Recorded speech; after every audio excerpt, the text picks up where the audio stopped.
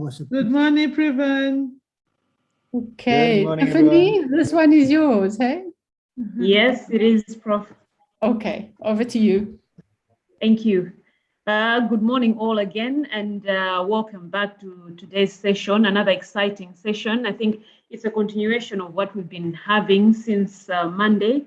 And just a brief recap on what we have done so far. I think on Monday, we were looking at country reports. So we were looking at progress on the three countries, Malawi, Eswatini, and Tanzania, on how they were doing in terms of the cluster meetings, in terms of the online progress with the online course, as well as the change projects. And I think it was an interesting session because we got to learn about things that others are doing, and also appreciating the fact that some of the challenges that we're experiencing are not in isolation, but also on how we can overcome some of them, and just the idea of knowing that we are in it together. I think it's something that was encouraging and something that would motivate us to move on with the exercise. And there were also some good stuff that was coming out, some progress that people were making and things that people are discovering along the way. And so I thought that session was good as a starter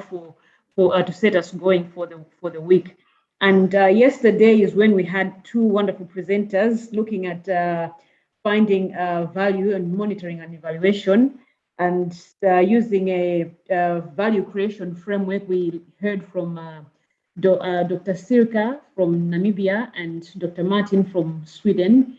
And also that added more knowledge to what we are doing, and also helping us to look ahead and to look at how we can evaluate our work and how we can think of ways in which our work can spread out and can have more impact in our communities and in whatever we are doing.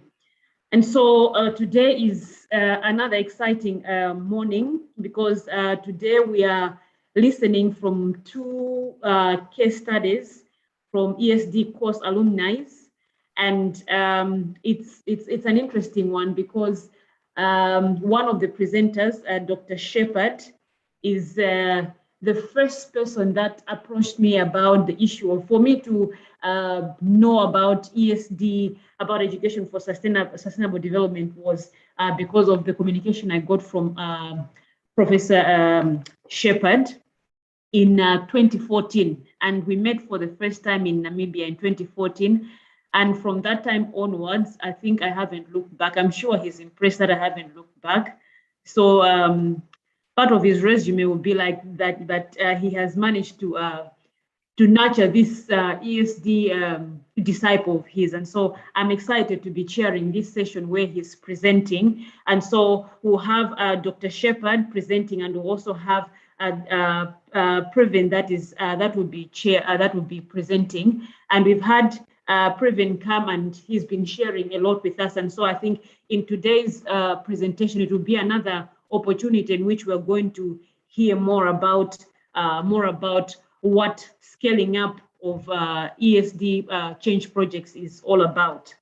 And so without wasting much of your time and much of the presenters' time, we'll go into the presentations. And so our first presenter this morning is Dr. Shepherd Urenji, and I'll just talk briefly about who he is and what he has done so far.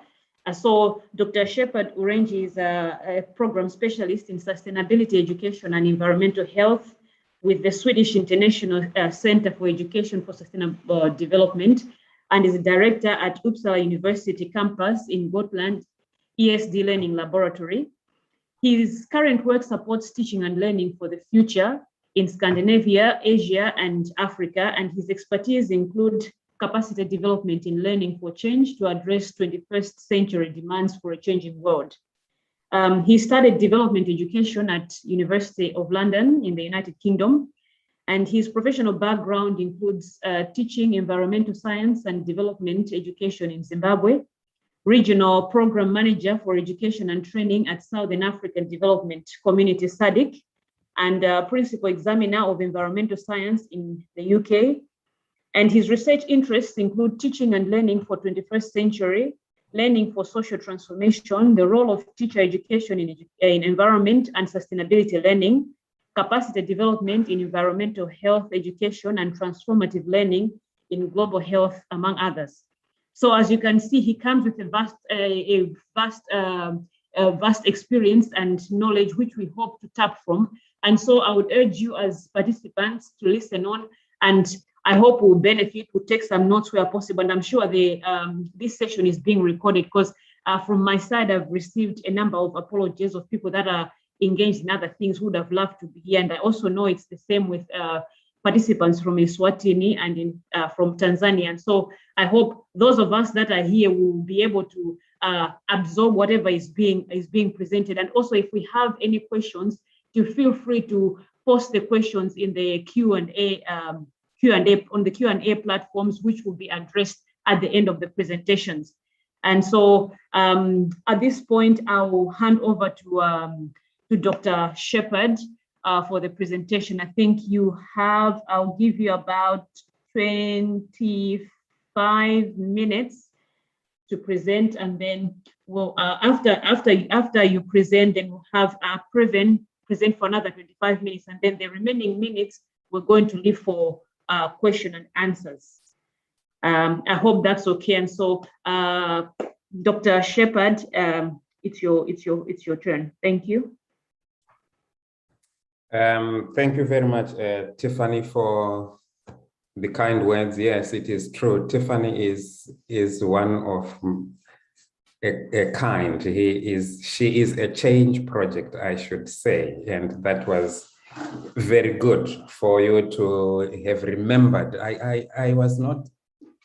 It was not in my mind actually that the Namibian course was still very vivid in your memories, but that's good. That's one of the ways by which the work that we do gets to go far and wide. I just want to share my screen here. If I can do that, where do I go? I go there, and then I say share, and then I go there, and then I do that. Okay. I hope you can see my screen. It reads Scaling the Impact of Change, ESD Change Project to ESD Innovate, a global ESD forum. I will try to be as brief as possible, because the task that I was given to get to ESD Innovate is a very long journey, and it has got so many eddies or side tracks, etc. But I will try to do it within the 25 minutes that I have been allocated. Okay, so here we go. My journey actually started with, I've divided it into three. I've got a local or a national scale, and then I've got a regional scale, and then I also have a global scale. I do not follow a sequence because I found it difficult to follow a sequence in terms of years, what comes after. A lot of things are actually mixed up, because some things that are national were happening at the same time as things that were happening at regional, at the same time as things that were happening at global. So don't get confused with the years of what happened when. That is not the important thing here. What is important is how did this happen and where did it happen and the factors attached to that. So I will begin with the national or the local scale here. My journey actually started with what was referred to as the SADC Roads Environmental Education course. It was in the spring, yes, it is in autumn in the south.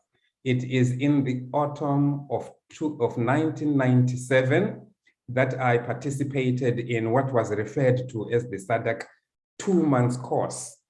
And in that 2-month course, at the end of that 2-month course, we were required, it was a requirement that we should have a home assignment. a take-home assignment, it was called. We call it a change project now. Those days we call it a home assignment. It is after the submission of this home assignment that we were given our certificates and we became what we had studied for.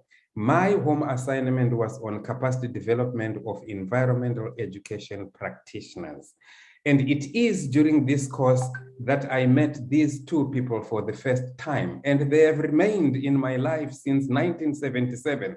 I have actually not been able to find a time or an occasion where their influence has not been in what I do, especially when it comes to issues of sustainability and the like. So Yorita was the course director then, and Hayla was my teacher in that course. So that's exciting. I am also, I can refer to like what Tiffany was saying about me, I can also say the same about Hayla in this case. Okay, so while I was doing my assignment, this is what I did with my assignment when I came back home. Capacity development in environmental education practitioners. I was working with geography and science teachers and also environmental education centers. I was doing capacity development on how to teach environmental education in a way that will result in change, that will make it fun, that will make it possible for people to continue learning. I was working on a project that I refer to as lifelong learning during that time. I did not necessarily call it environmental education. Neither did I call it development education. I just referred to it as good education. That you see, when you're teaching geography, when you're teaching science, when you're teaching nature at an environmental education center, what is good education? And at the end, will I say, you can also call this environmental education if you want, but what we are talking about here is good education, education that is deep, and education that is lifelong. And while I was doing that, I was also engaged with teacher training in the STEP program. I was a teacher in the schools, but in teacher training, they saw my potential, and I was working, my partner then was Belvedere Teachers College with people like Iris.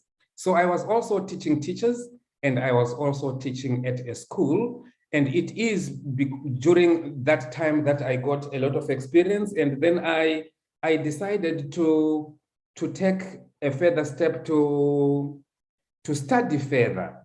This is the time when I joined Rhodes University as a master's student. And while I was at Rhodes University, I was also working with the SADC Regional Environmental Education Program.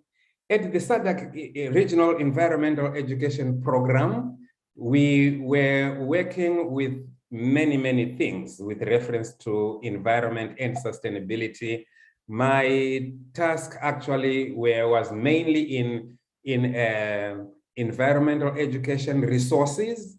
I was also working with networking. I was in charge of the networking there in the 14 countries. And I was also concerned with the training. And I was supporting colleagues with research and also with policy. So that's what I was doing at SADC. So it took me, I was working there from 2003 to 2007, I think. Yes. So it is while I was at this point here that I had the privilege of getting in contact with these amazing people. We have got Hayla and Mamzi on the left. We have got Jim and Justin on the right.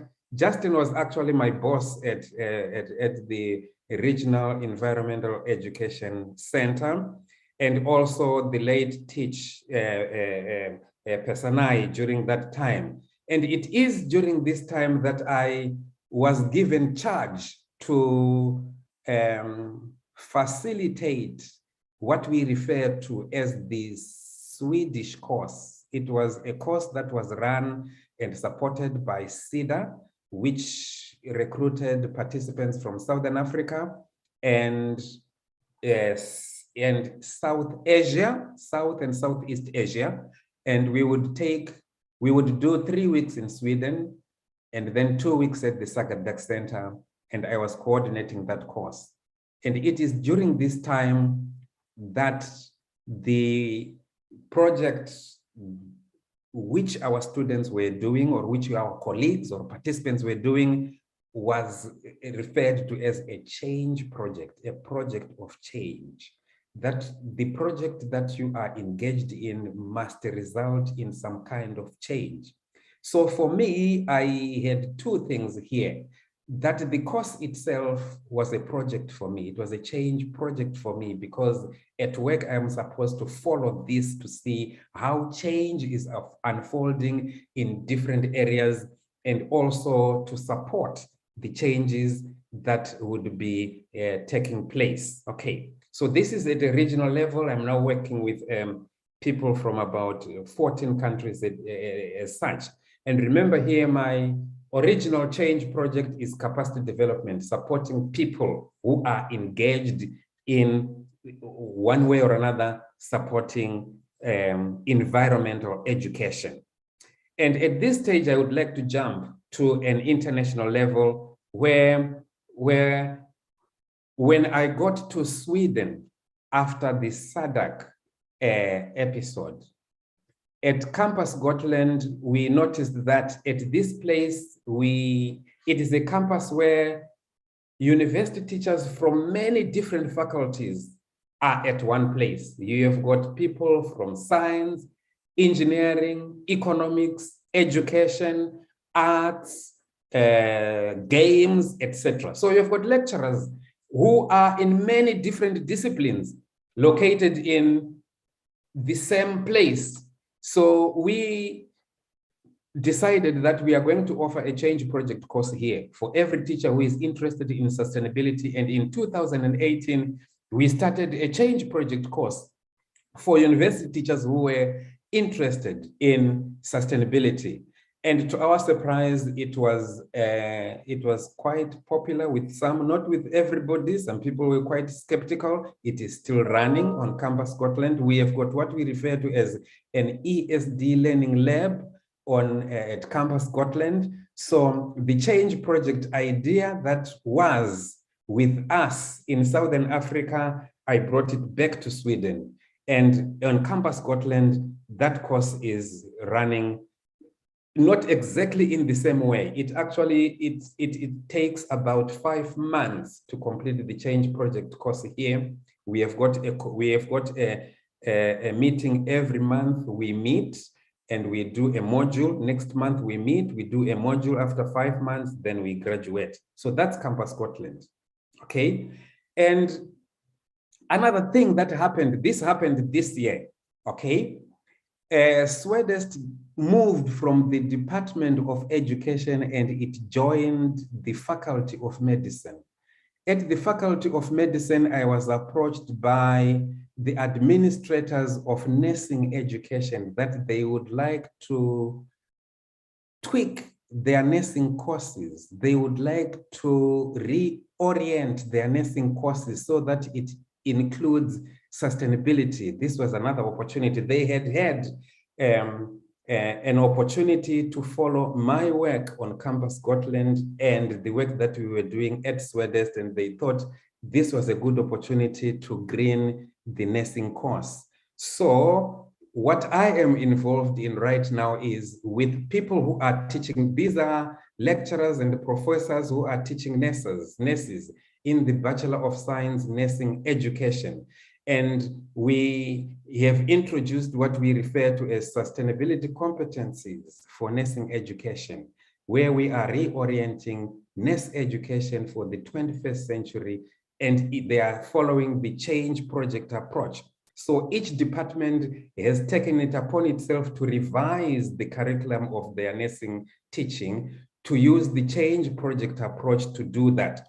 So we have got about 42 teachers who are teaching nurses here who are engaged in some kind of renovating their curriculum for nursing. And these include radiographers, nurses who are in gynecology or in emergency, etc. 42 of them. And this was actually a surprise to us. We didn't think this was going to happen. So their main task was preparing student nurses with skills and competencies for the local and global challenges. And then this is another one which we started in 2017. So what happened here is we have got an organization that is called the Baltic University Program. It is located at Uppsala University. If you look at the map on my right-hand side, each of the red dots is a university which is affiliated to the Baltic University Program. So in 2017, they approached Sweden to say, we would like to start a course for university teachers in the Baltic University Program, which includes education for sustainable development. And they asked us to design and lead that course. So myself and colleagues from Åbo Academy in Finland and Uppsala University, we designed this course. And this course is referred to as an ESD course for the Baltic University teachers. It is a change project course. And we are working with 15 institutions currently. And in each of those institutions, there is a change project that is taking place. This is not only for people who are teaching teachers. It is across the board. We have got people who are teaching economics. From the Ukraine, we have got the Faculty of Medicine is very well represented there. And we've got people from Poland, mainly the faculties of technology and innovation, and many, many different teachers here. But we have got 8 countries that we are engaged in, and we are working with 15 institutions. So that's another side to the regional impact. And then I will go on to what has happened on the global scale now. On the global scale, it started with UNESCO. So what actually happened was, I'm sure you are aware of the UNESCO Global Action Program partner networks. In 2015, we were invited to these global education partner networks. And in these global action partner networks, UNESCO identified 5 priority areas or priority action areas to advance education for sustainable development. And these 5 are advancing policy, transforming learning and training environments, building capacity of educators and trainers, empowering, mobilizing youth, and also accelerating sustainable solutions at local level. So what UNESCO was looking for, UNESCO Paris was looking for, was a coordinator or chairs for each of those partners. And what happened was at UNESCO, they approached Sweden to be one of the chairs of Priority Action Area 3, which is building capacities of educators and trainers. This was after they had followed our work in the Baltic University Program, the work that we were doing at Uppsala, and also the work that we were doing with Southern Africa. We had started another program that Tiffany was mentioning here, which I did not include. That was the ESSA program. They were also following that program that we were doing there. And they asked us to chair this global platform on all partner networks that were involved in building capacity of educators and trainers. And I was given the privilege to be the one who was chairing that one. So we did that between 2015 and 2019. So it was during the chairing of this partner network that other things happened. So in 2016, we hosted a conference which was called Bridging the Gap. It was an international network teacher education institutions grouping. These are institutions which are affiliated to a UNESCO chair, which was chaired by Charles Hopkins from Canada, and it brought together institutions of teacher education from across the globe. So the participants in this conference here, we have the International Network of Teacher Education Institutions, and also the Global Action Priority Action 3 partners. They participated in this, and we also had what is referred to as the Learning Teacher Network, which is a European organization. It was at this function that a partnership developed to form a global platform for teacher educators to share practices in the development of teaching and learning for ESD. So another thing that I should mention here is during the time when we were coordinating the Global Action Program, we also had the privilege of working in 2 regions. One region was Southern African region, where we worked with about 9 countries in Southern Africa. In each of those change projects. But what is interesting is I also had the privilege of working in the Central Asian group, where we worked with different countries to to integrate education for sustainable development in the training of teachers. There were 4 countries involved here, and we started some projects. Therefore, it was also concerned with change projects. It was the change project approach that we're using here. So this is the time when we are coordinating the UNESCO Action Area 3. And in this case here, we did concentrate on teaching and learning for social transformation, transformative learning, transgressive learning, whatever region. You see, it was given different names in different regions. Now, to come to ESD Innovate, it is during the same time when we were coordinating Action Area 3, we were invited to what was referred to as the Summit Series. This is in the United States of America. And we had a group of universities that were concentrating on integrating or cultivating what they refer to as the globally sustainable self into teaching and learning. So at this function, several universities came together. 2 universities from the north, that is James Madison University and Western Washington University from the United States of America, and then Uppsala University and Zurich University from Europe, and then Rhodes University and the University of Cape Town from Africa.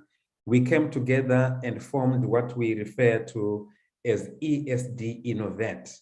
ESD Innovate is an online global forum on ESD for teacher educators.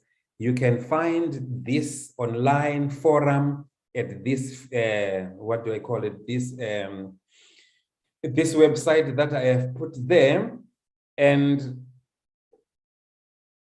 when this forum started, there were very few people here. The coordinator for this forum was Rosalind, who was also the coordinator for the International Network of Teacher Education Institutions. And still in the Americas, we had Lorna Down. She is from the Caribbean. She's a teacher educator.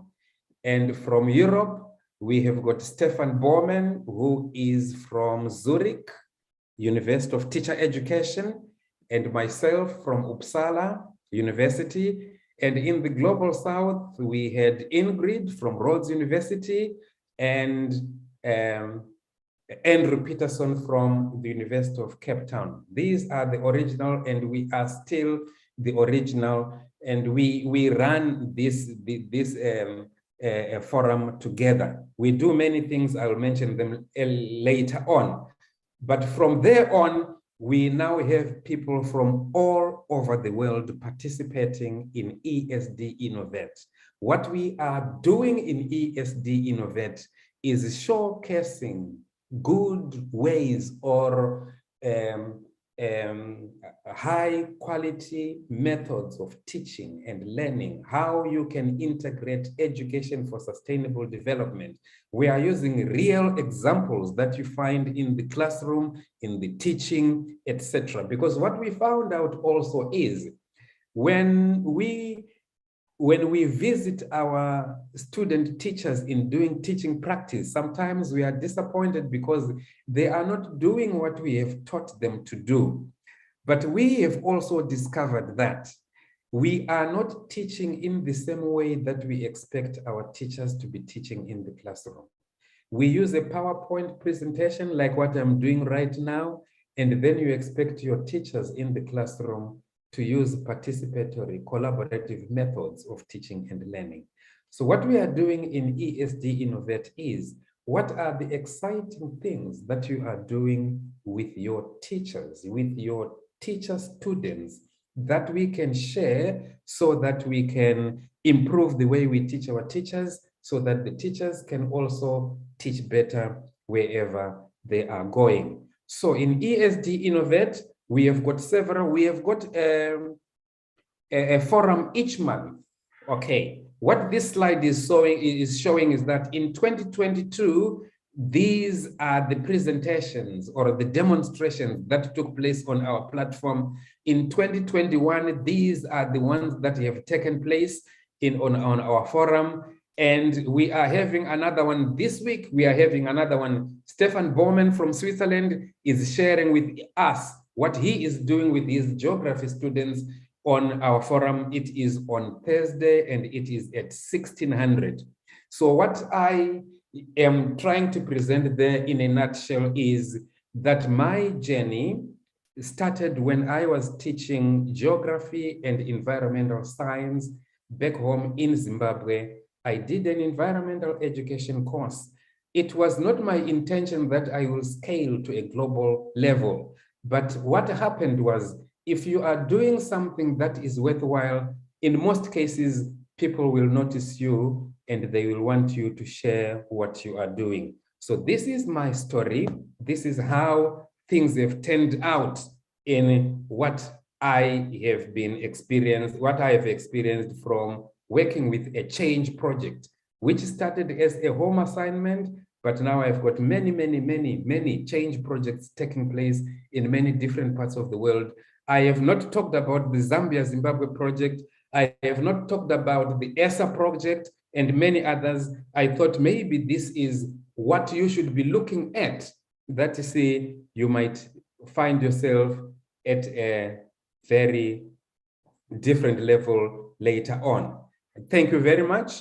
And I will welcome your questions if you have got any. Thank you, Tiffany, back to you. Wow, thank you very much, Dr. Shepherd, for such an inspiring presentation. I'm sure my fellow participants have been inspired by this presentation, and I think it speaks a lot to some of the things that we've been talking about, because from the onset, people have been talking about, oh, how about funding for the change projects and how about this and that. And one of the things that came up was the fact that if you make something, if you come up with something that is impactful, it will attract others to come in. And this is an example of what we're talking about. So it's something that started local, spread out to become a regional thing onto a global thing. And a number of things that come out from then, and two things that stood out for me are the word impact and integration, of how it goes, whatever you're doing has to go beyond what your area of specialization is. So we've seen how from teacher training, you've spread your wings onto the field of medicine and other things. And so we are so inspired by that. And my summing up of that is what the scriptures say about not despising small beginnings. I'm sure if you have been discouraged by the challenges you were facing while doing the take-home assignment, it wouldn't have come up to this. But I'm sure if you had time, you would have explained probably some of the challenges that you came up with, which some of us can resonate with. But then the fact that you sojourned on has brought you this far. And I think to most of us, it should be something that's challenging. And so thank you very much, Dr. Shepherd. With regards to questions, I would encourage people to type in their questions in the question and answer on the question and answer platform. And then at the end of the two presentations, we're going to bring all those questions together and ask our presenters to address those questions. And so thank you very much, Dr. Shepherd. Our second presenter is Preven, and also, as I think most of us by now have know a bit about Preven, because he has been supporting us in a number of ways. So Preven is a PhD candidate and a part-time lecturer in the Rhodes University Environmental Learning Research Center, and he has a long history of engagement with environmental education and is an alumni of the SST program's long history of courses. He has contributed to course development and tutoring in environmental education, including a number of certificate courses in environmental education developed and implemented by Wildlife and Environment Society of South Africa. And he has worked extensively in the citizen sciences and has pioneered river common initiatives in South Africa. Preven has worked as a lecturer at the University of KwaZulu-Natal and the University of South Africa, and his research interest focuses on environmental literacy and resonance pedagogy. He is currently pioneering work to expand citizen education for youth in South Africa under the President's Employment Initiative in partnership with the DACT and Ground Truth in KZN. And he is also a strong contributor to the SST course and its development and design. And we should also recognize the role that he has played in supporting us in this online course that we're embarking on. And so, Preven, I would like to welcome you to the session. Just like Dr. Shepherd, you have your 25 minutes, and your 25 minutes start as soon as I say my last word, and I mute myself. So, welcome, Preven. Thank you so much, Chair, for that wonderful introduction. Basically, I've also highlighted the various organizations which I've had the privilege to work with throughout the years on this opening slide, which you have also mentioned. So thank you for that intro. Can you hear me well, Chair? Is my sound coming through? Yes, you're coming out loud and clear. Excellent. Okay, thanks so much, and thank you so much to Dr. Renje for starting us off. And my presentation is called Full Circle, and is also about scaling the impact of change in environmental education over the years. Normally, when we talk about Full Circle, we say, we get back, it's almost like an evaluation, because we return back to the beginning, but with more experience. And what we're seeing in these scaling projects is that we really are building upon the work over these last decades. And as you can see, it's a strong community of practitioners, as Dr. Shepherd-Renje has pointed out, strong assortment of characters and actors, and also strong institutions that have really managed to create such a force in environment education in the SADC region, to which today we are in the virtual Sustainability Starts with Teachers course, is just tantamount to showing the impact that this work has had in the region.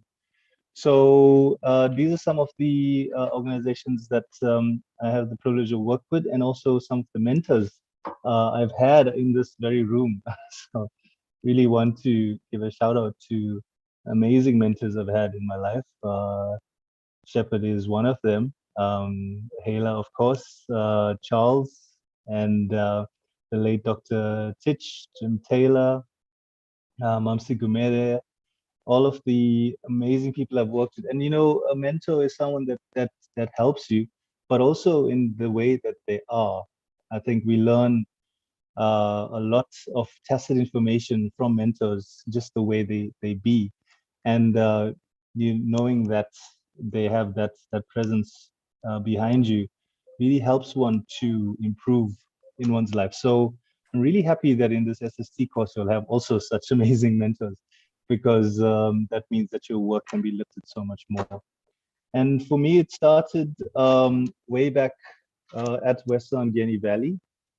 That was 2007. I joined Western Guinea Valley, where I also met Shepherd. And prior to that, I was a geography and teacher in high schools. So originally, I started my undergrad in environmental management, but I had such a strong calling to education because it really is in environmental education that we can really change behaviors. I mean, we can have all the scientific progress around us, but if we don't change the very way our relationship with the earth changes and the way we behave, then there's not much use for that technology. So environmental education, I believe and still believe and will probably always believe has a vital role to play in addressing our present generation's needs and the future generations as well. And I've had the privilege to jump straight into the environment educators course when I joined WESA, which was being run by Dr. Lizanne Olvert, or was Lizanne Olvert at the time. And these were really many courses which one could get 15 to 20 credits on, short courses that really zone in on environment education, things from gardening to water audits to how we consume our food. So really the ecological footprint, really stuff that you really need to know as an environment educator. And these courses went really well. We had participants from all over South Africa joining us. Lots of teachers, a lot of people from conservation institutions as well, like Senbi. And of course, as throughout these courses, we are seeing strong friendships developing and strong ideas on what should be done in the community. Always from the beginning was this focus on community work, which really is very important. The focus on community and the focus on change, the change that you can do in your community and in your context. I think that was the seed. And as our chair previously just said now, you know, small beginnings, but really small beginnings are the seed, and the seed is always there in your context. And it's how strongly you can relate to your context and you can change it. That's been the one germinating seed throughout all these courses. And as we see now, as they are scaling up, this one central idea is really runs and weaves through the courses, which makes it so scalable. Because if we have different individuals or change agents, as it were, in different communities and contexts, doing good for their own context, you can really start seeing a global revolution taking place. And I believe it already has started in our SADC region, just from the work all of you are doing on this SST course and the previous work throughout all the other iterations. So WESA had a department called Sustain Ed, which I fondly remember.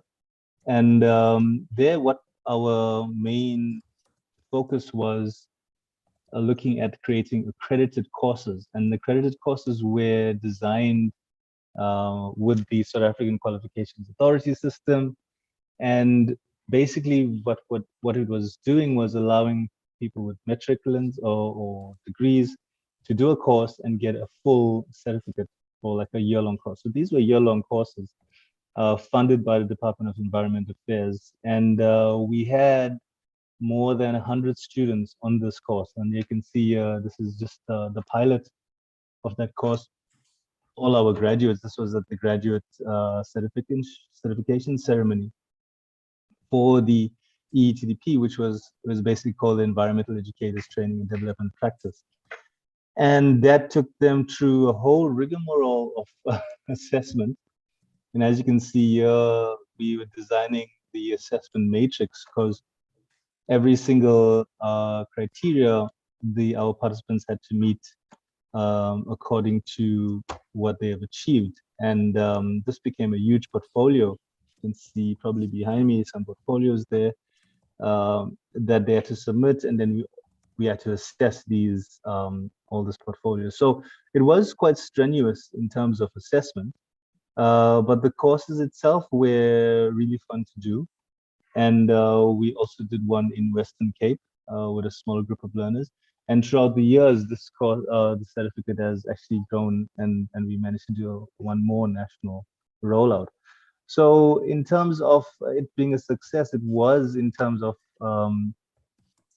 having people from all over the country coming together and really focusing on a change project. Some of them were embedded into workplaces. So here they had mentors in their workplaces who were helping them to understand the context better. During this program, which was funded by the Department of Environmental Affairs, they also received stipends.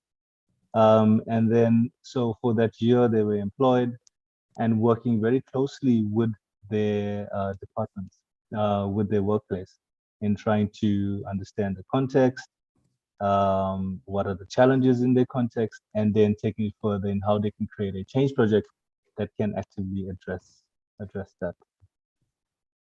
So these were really interesting times in terms of the national certificate.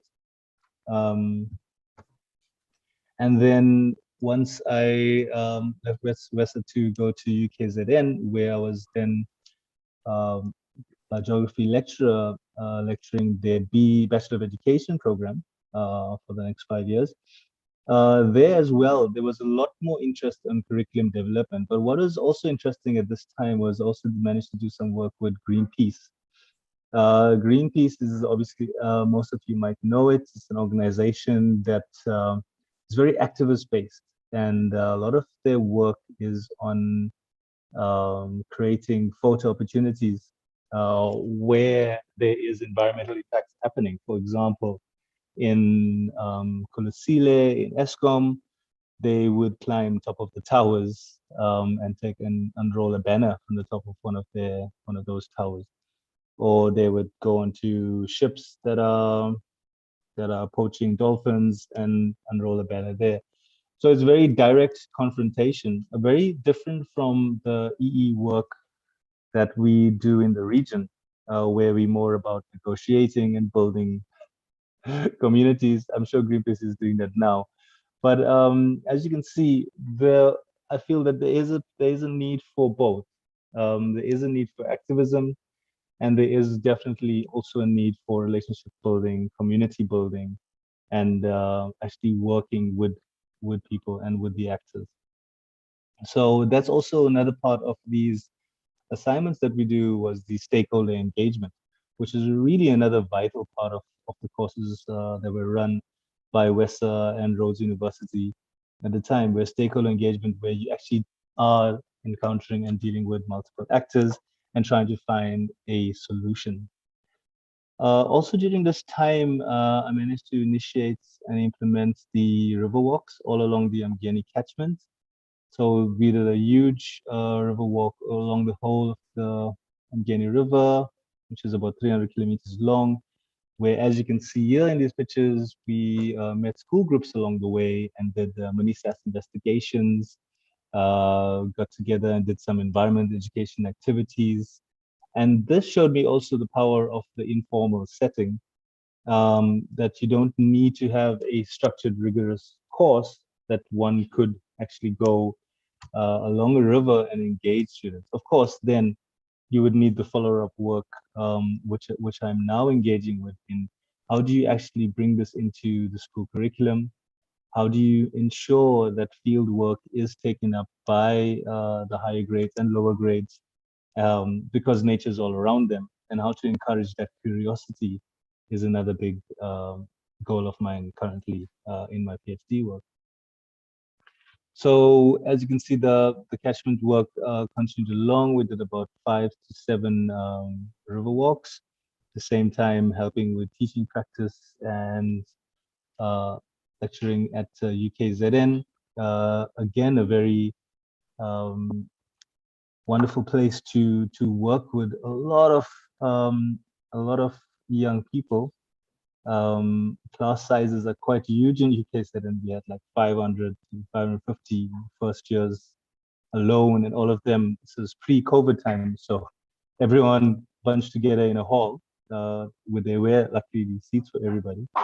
But that kind of traditional chalk and talk and top-down lecturing approach is extremely different from the way this community does environmental education in a sense of that there is more of engagement with your local communities, more engagements with each other.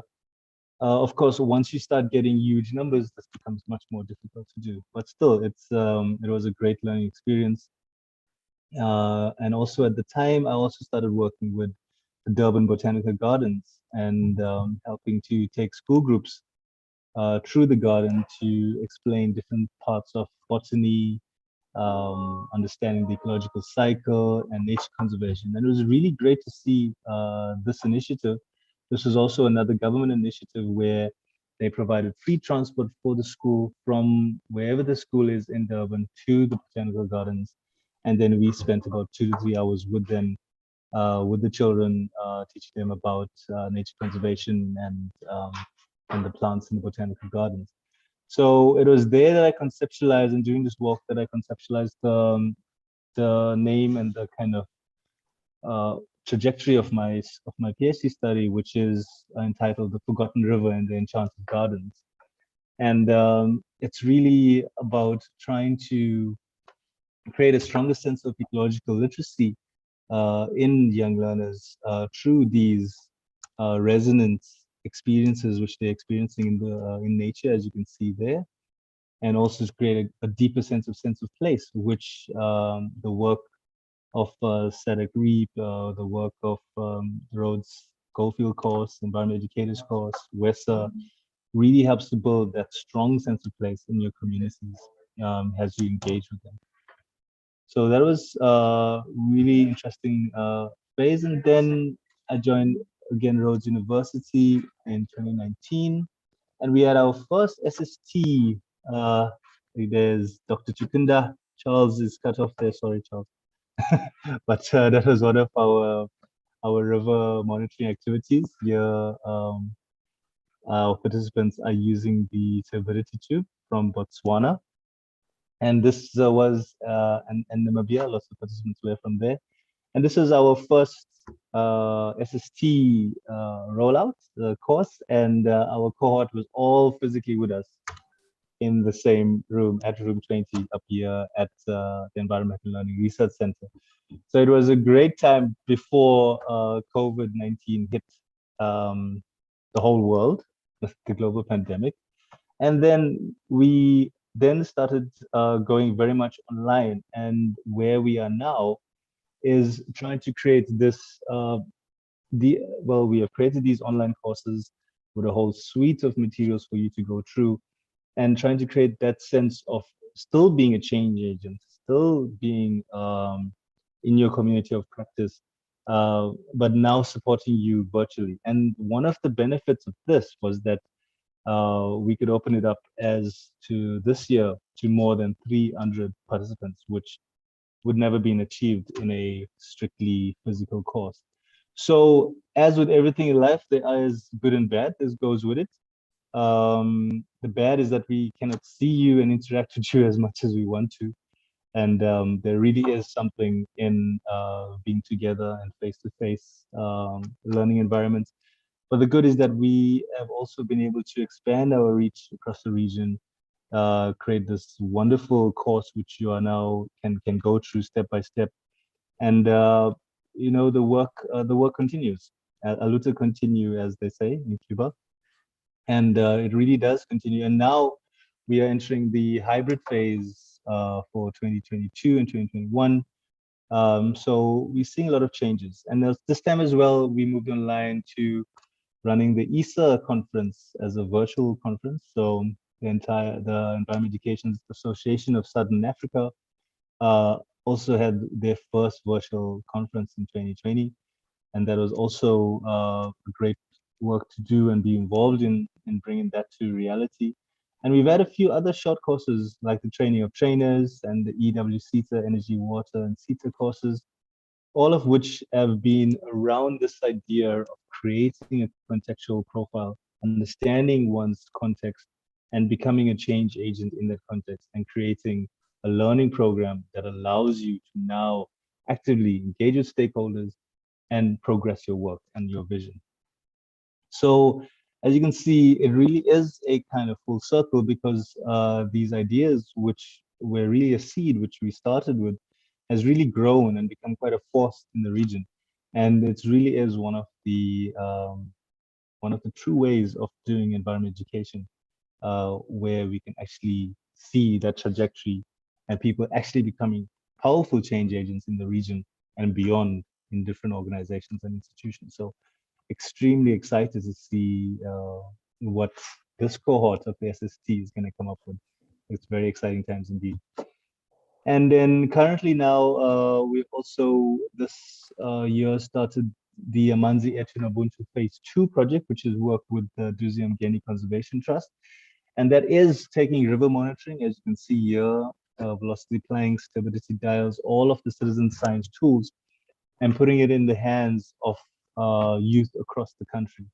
So with this presidential initiative project, they are hoping to employ 10,000 people across South Africa. And here the real work that's needed is to scale up this work, where we are talking about contextual profiling, citizen science, data management, all of these good things, scaling that across to now 10,000 people. And because of the great work that has been done, because of all of the very theoretical and practical work that's been done in terms of material development, in terms of course design that has come up throughout the years, this is now easier to do. There are still challenges, as there will always be challenges, but it's easy to do now that we have a model which we can always scale up.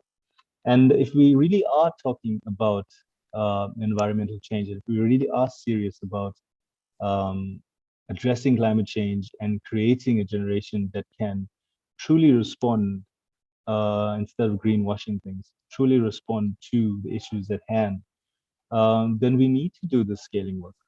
We need to really get in touch with as many youth as possible across the continent. We need to get in touch with as many educators as we can, which is the work you are doing in the SST, working with teacher educators and going out across our subcontinent.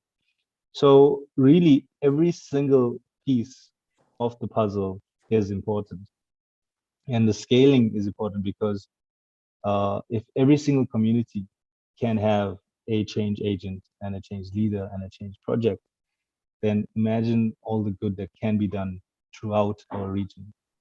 And scaling then becomes very simple. Scaling then just becomes us doing the work that's in front of us, and the work that's in front of us and pushing that work forward. So really, the heroes in scaling are all of these wonderful change project heroes, all of these members in the communities.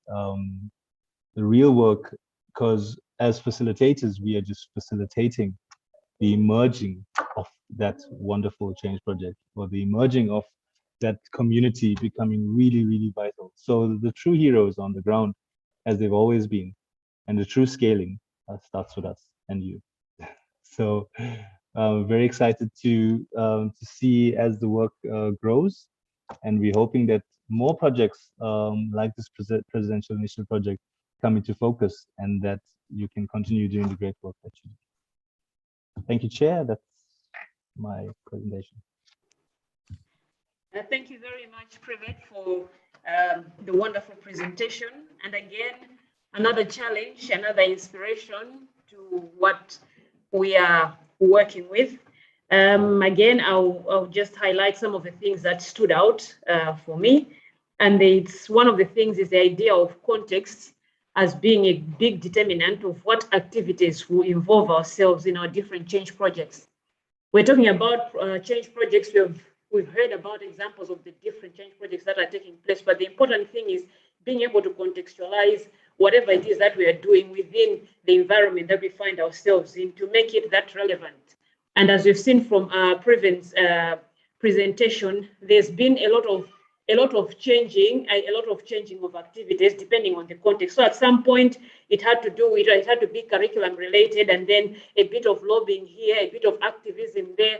So all these, at the end of the day, it's the main vision that we have, and there are different ways of getting to that ultimate goal. And also, as he mentioned towards the end, about how every single piece of the puzzle is important in the big picture that we are having.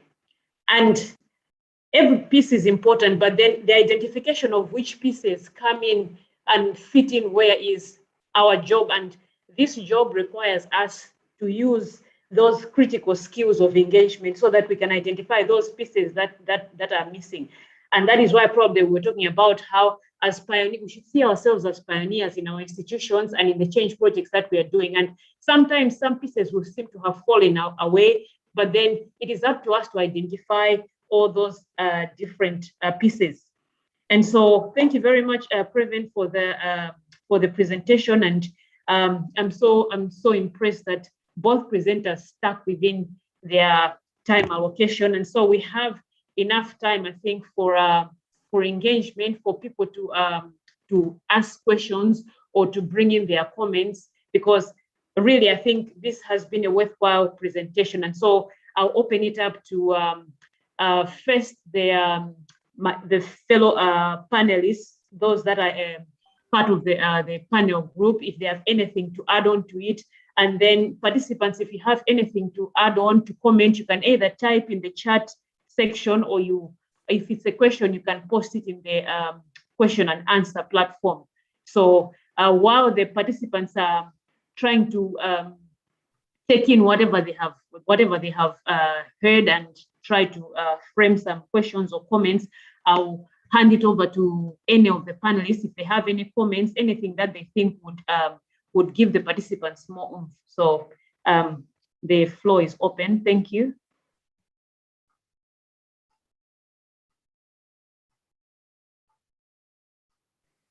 You just unmute and then add your say, and then people will take it on from there. There is a question I was responding to, Tiffany. Yes, Dr. In the question and answer, can I go ahead and expand on my answer? Sure. Okay, this is a question from Anonymous. The question was quite interesting to hear how you have upscaled the ESD concept. While you were still at local level, how did you get the buy-in from other teachers and community people? And I've identified 4 or 5 things here. The first thing that I have identified is that you have to work with the administration. I said here, they must know that you want them to look good. That is a must. The reason why this course asks you to look at national policy, institutional policy, curriculum, etc., is that so that your project is relevant to what is supposed to be achieved by the institution. In so doing, if you can prove that your change project is adding value onto what is already there, and that this will make the administration or the principal or the dean or whoever is your boss there look good in achieving those things that the department or subject is supposed to achieve, that's the first one, because it is important. And then the second one is, when it comes to colleagues, you must work with those who are willing to work with you. There will be laggards. It has not been easy for people like me. There were people who are criticizing all the time. Don't worry about the critiques. Look at those people who see the value in what you are doing and concentrate on that. Then you can move on. If you concentrate on the laggards, then you are going to ignore. I was by myself at my school, actually. And my school was a top school. If the students fail, you have to go. You can't stay. So another thing is, you do not do a project which does not make learning fun, which does not make learning deep. In other words, here, you must make sure that assessment is part of the learning, that when the exam or the test or however those students are going to be assessed, when it comes, your students are ready. Your teaching and your methods are supposed to enhance that. And I also said here that you must demonstrate a good quality education where students have fun and are kept interested. It is so important that when you engage in a change project, look for something that is different and that is exciting and that will make your work more interesting and easier, okay? It is so, so important, because if it is boring and if it does not take us anywhere, then we have got a challenge there. I know teachers are struggling to make their lessons fun. They are struggling to keep children interested. They are struggling to create lifelong learning in our students, and that can be a problem. So in a nutshell, I would like to say here, you have to keep your eye on the ball. Just concentrate on the good things that you are doing and consider assessment as good education. It is so important that you link curriculum competencies to your work, because you have to be seen to be relevant. Those are the things that I did use. But most of my success actually came from outside, from people who saw that what I was doing was good. One, outside my subject area, two, outside the school that I was teaching at. I was more relevant with reference to environmental education. I was more valued in teacher education at STEEP or Belvedere Teachers College. They would look for me and call for me. And that did not happen with colleagues at school. They wouldn't ask for me to although they knew that this, and I didn't sulk over that. Okay, concentrate on the good things, because good things will be noticed, and you must not be in too much of a hurry to succeed. Wait for the success, it will come. Just concentrate on the good work, success will come. I think I will end there. Thank you very much, Dr. Shepherd. I think that's a package full of advice, and I think a lot of it does speak to our situations and some of the challenges that we were facing.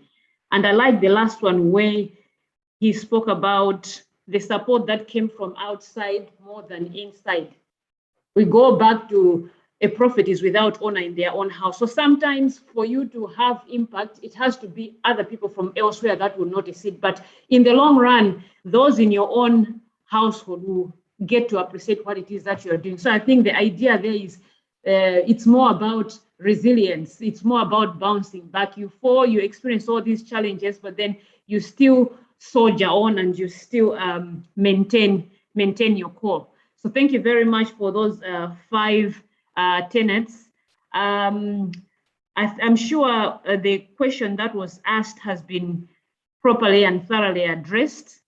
I'll still open the floor to the panelists and also to the participants. If you have any question or if you have any comment, please feel free. I think we have like 10 minutes before I call on Prof. Haler to wind up the session. So if you have anything that you need to add on to what has been said, please feel free.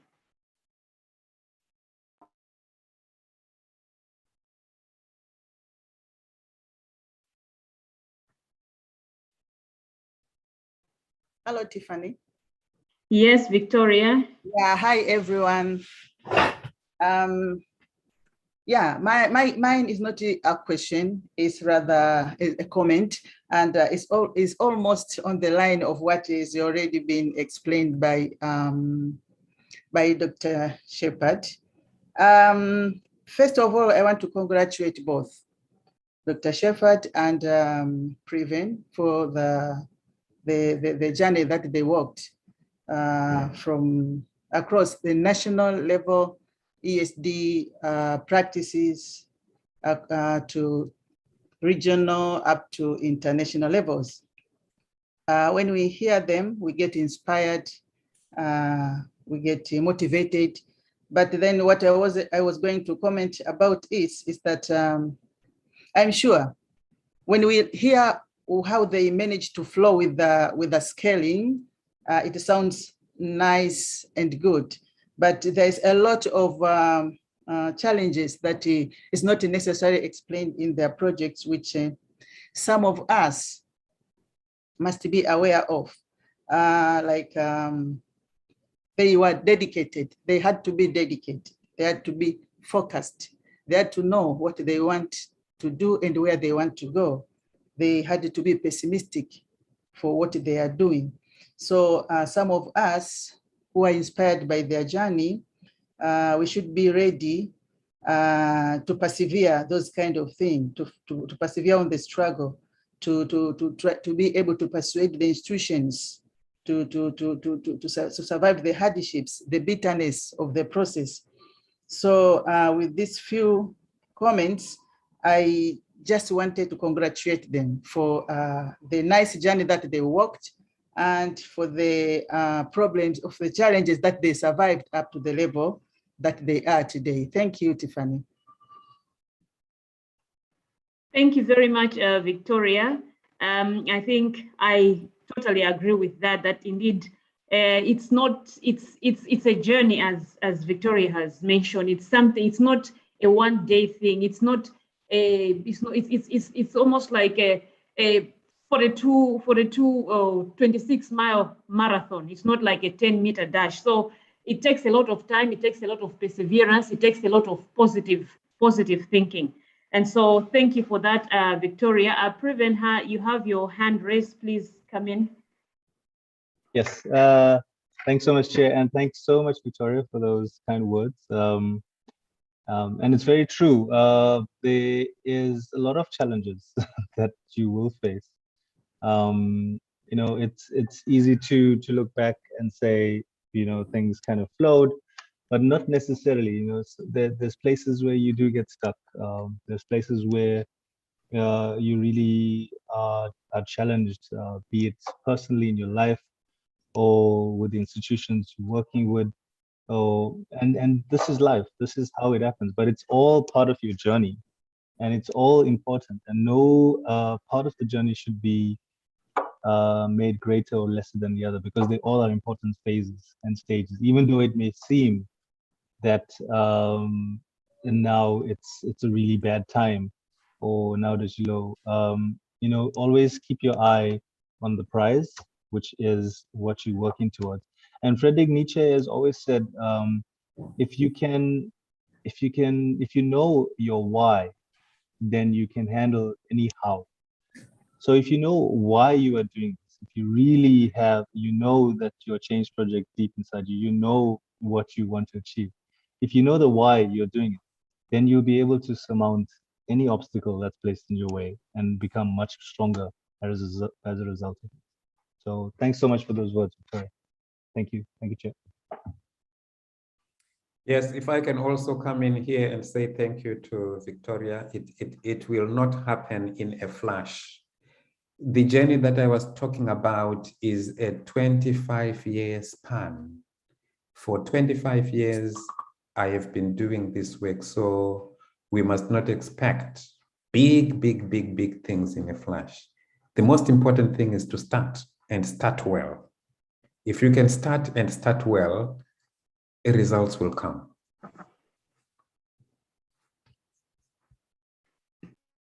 Thank you very much for that advice. And I think I think by now we have prepared ourselves, and as Preven has said, I think we are at the point where we're trying to figure out or trying to frame our why, so that as we move on, whenever the hows come about, we'll be able to address them. So I like that saying, that if you know your why, then you can easily deal with the hows that come along the way, because indeed the hows will come about, and it is the failure to handle the hows that sometimes kind of draws us back or makes us feel like we won't be able to. And so thanks very much, Victoria, and thanks for the responses from both Dr. Shepherd and Preven. We are coming towards the end of our session, And so if there are any one or two people that would want to say something before I hand over to Prof. Haler, then please feel free.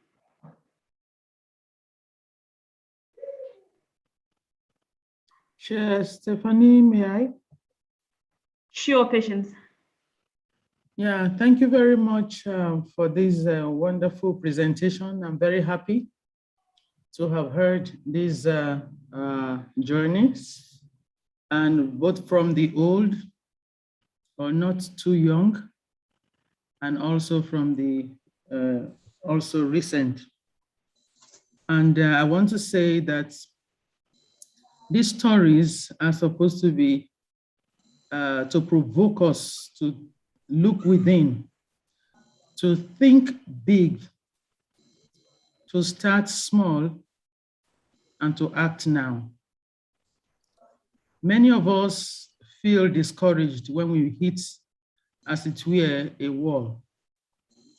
But if we can be determined in us, knowing that we are not acting alone, knowing that people have experienced the very same thing you are experiencing, and knowing that many have been able to weather the storm and have become very resilient because they were able to even bounce back and better, then I think the support network is available, and you don't need to fret, you don't need to fizzle out, you don't need to say it is not doable. And I believe that the network that is already on ground is available for all the students, I mean, for all the participants, I would rather say. So my words are just an encouragement to all who are participating in the course, and to say that the longest journey starts with the first step, and to be determined to look beyond the challenges and not to ignore the challenges or to ignore the fact that you will hit a roadblock, but to already know that many have experienced that and they were able to maneuver, and the experiences are there for you. You don't have to learn through those experiences yourself. You can learn from those who have experienced it and even move better and faster. So my words are just words of encouragement, and to say that if we have good projects, and good efforts that we can acknowledge, UNESCO will do its best to give you the necessary support if we can find very good projects, change projects, and very good determined team that is documenting their journey. We will do our best to also provide necessary support for you in that process. I can only say that much, but I believe the details will be discussed further with the implementing group as we move ahead. Thank you very much for your attention. Over. Thank you very much, Dr. Patience. And indeed, that's more encouraging for us as participants and those that are, as we're working towards our change projects. There is a hand up from Christopher, but before I allow you to come in, let me just read a question that's in the Q&A, so that while Christopher is commenting or asking a question, the presenters can think about or can think through the question, so that as soon as Christopher finishes presenting, then the presenters can respond to it. So the question is, how did you avoid the temptation of ignoring communities with projects with teething problems and fly to moving communities? So I think it's trying to say, if you found yourself in a situation where there was some resistance, how did you manage to resist the temptation of just dumping whatever you had started there and moving on to other areas that you thought had greener or much promising opportunities? So while the presenters are thinking about responding to this question, I'll allow Christopher to come in and have your say.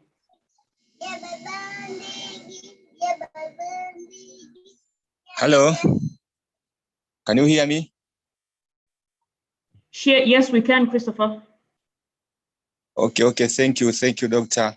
My words is to thank you, all the presenters, because you have presented well. Then we have encouraged us because we are new in this project. So sometimes we face some challenges in our institution on how to go about it, to manage, to conduct and to control it.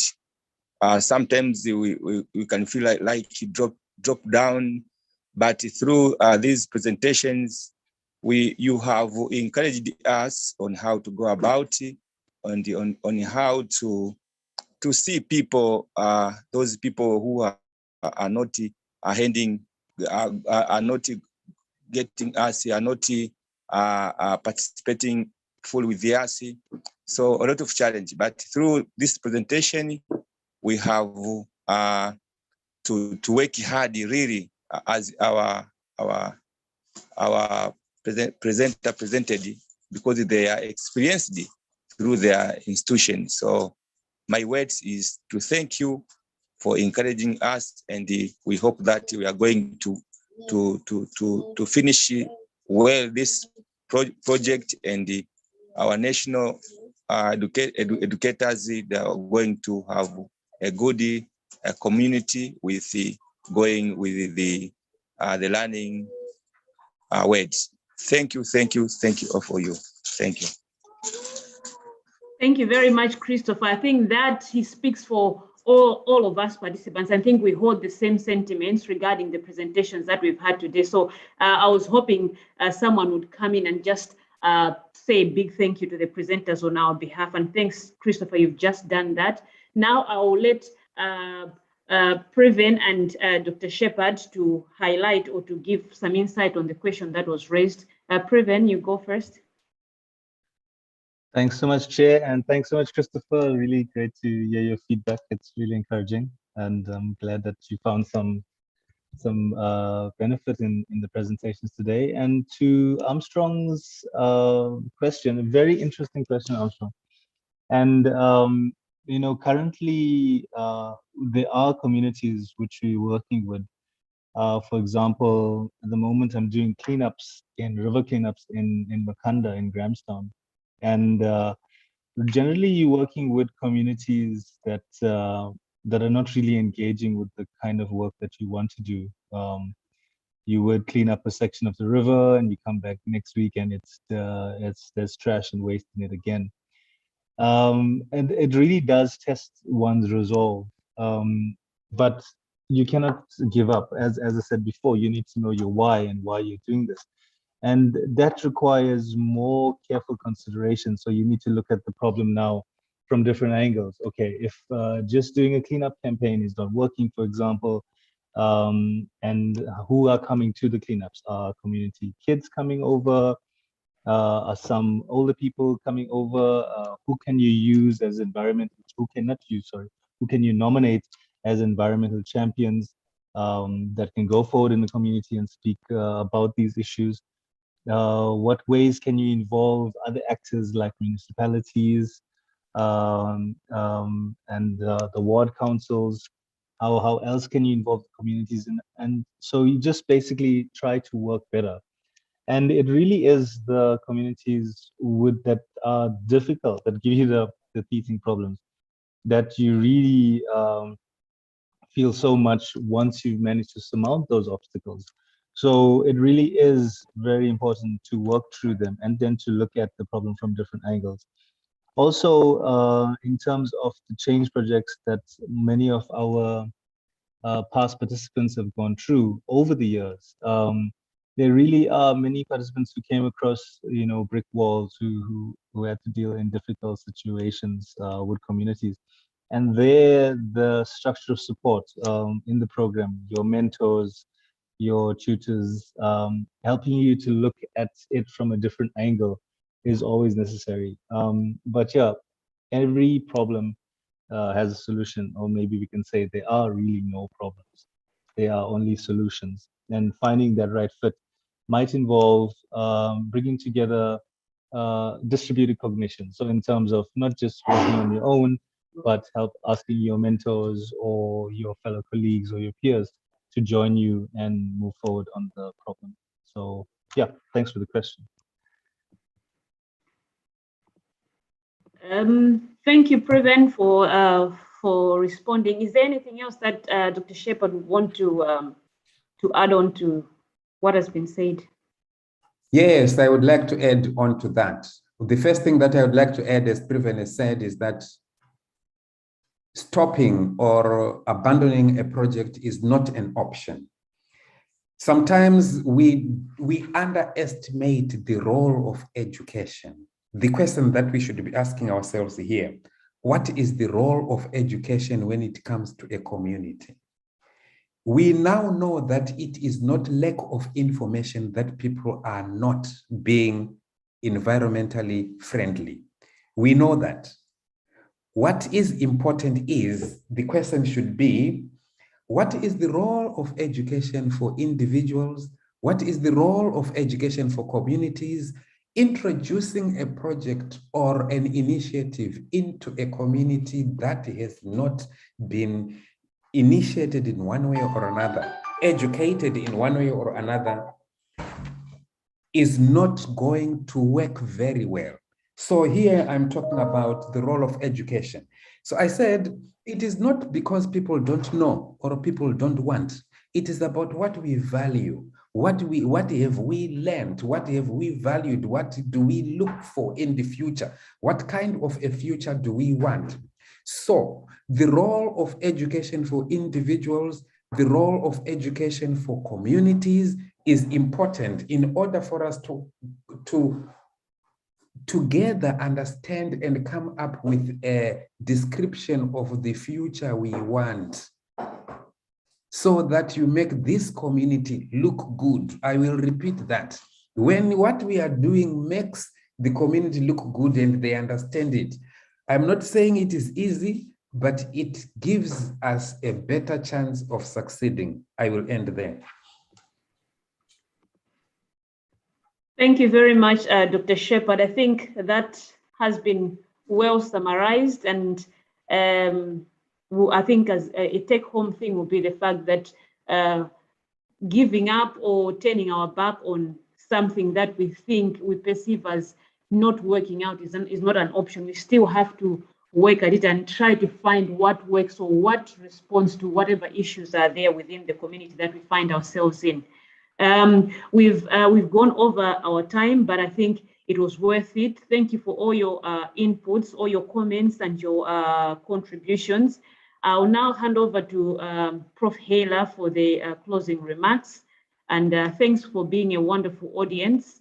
Looking forward to meeting you again in tomorrow's session. Thank you, Prof. Haler. Thank you, Tiffany. Thank you for a lovely session, and especially thank you to Shepherd and to Preven, who just, as everybody's been saying, offered us so much inspiration for the kind of work that we do, that we need to do, and for showing us that, everything that all of the work that they did started small with one initiative, one small change project. So, I think this idea of start small, think big, act now, do something and do what you can in your context, and you'll be surprised how it grows. And especially if you involve your students, involve the community, involve your colleagues, and to just keep trying to, make something that is interesting and that is exciting. I've just been reading the work of Bell Hooks, and she is a very well-known international decolonial scholar. And what she says is that, what she loved was that education was a practice of freedom. And so she developed education as a practice of freedom for herself and her students.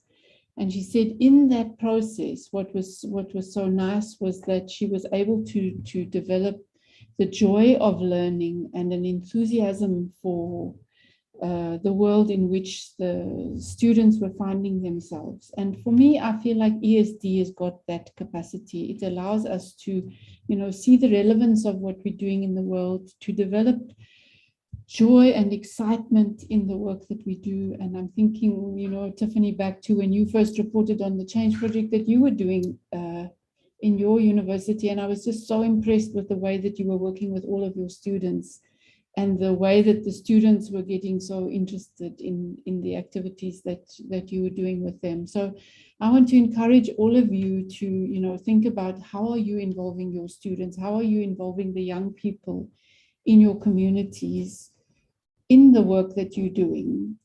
Because there is where you will find, you know, young people really interested in education as a practice of freedom, a practice of improving their lives, a practice of improving their communities, of doing something different, of being innovative, of being creative. So let's open that space in our change projects if we haven't done that already, and invite our students in, invite the young people in, and ask them to help us. We've seen such good examples of change projects, and you can be so dynamic and so interesting and really open up a new way of thinking about education. And you must remember that that's what we're trying to do here. We're trying to improve and think about quality education. What does quality education mean in our societies, in the world today, for the young people that we have custodianship for in our teaching practice? So I want to encourage all of you to give some thought to that. And I just liked some of the comments in the chat, you know, that Mercy's comment here, let us believe together that we can achieve the future we want and that of our future generations. And that's what this program is about, actually. It's about that. So thank you very much, Mercy, for that last comment in the chat. And then Morris also said, you know, this presentation has come at the right time to encourage us not to give up. And I really want to encourage you to continue with the work on the change project. We are, you know, very accommodating and trying to support you all in whichever way that we can, in spite of the difficult circumstances. So we'll be running extra sessions for online course completion. Keep going with your cluster meetings, keep going with your communities of practice. And before you know it, you'll see yourselves, you know, working like Shepherd and at the global level, and Previn, you know, working with large numbers of young people across the country and so on. So it's not impossible to make these change processes work. So thank you very much to everybody. Thank you, Tiffany. And we hope at some point we can, you know, also ask you to come back as an alumni and share the work that you were doing with your students, because that's also a very inspiring change project. So thanks to everybody for today. Tomorrow we have a very exciting session. We're going to be issuing our first certificates of competence and also our first certificates to the institutions, institutional recognition for all the institutions that were part of the project in 2019 and 2020. And we'll be offering the first certificates of competence for the colleagues in the 2019 program. The 2020 program will be offering the certificates in April next year, because we wanted to give everybody a little bit more time to finish the online course, because we had so many disruptions last year. So we're moving together. I think we're moving together in a wonderful process and movement. And I was so impressed looking at the lists this morning of all of the institutions and the members of the communities of practice in every single institution. It's quite impressive, and we will share that with you tomorrow too.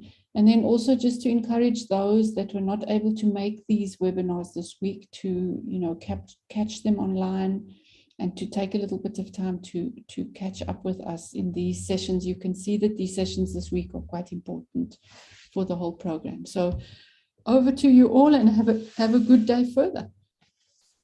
Thank you, Tiffany. Thank you, Prof. Hela, and thank you all. Have a wonderful afternoon, and we'll see you tomorrow. Thank you. Goodbye. Thank you very much. Thank you, everyone. Bye. Shepherd. Have a blessed day. Thank you, Hela. Thank you. Bye, everyone. Thank you very much. Thank you all. Everyone.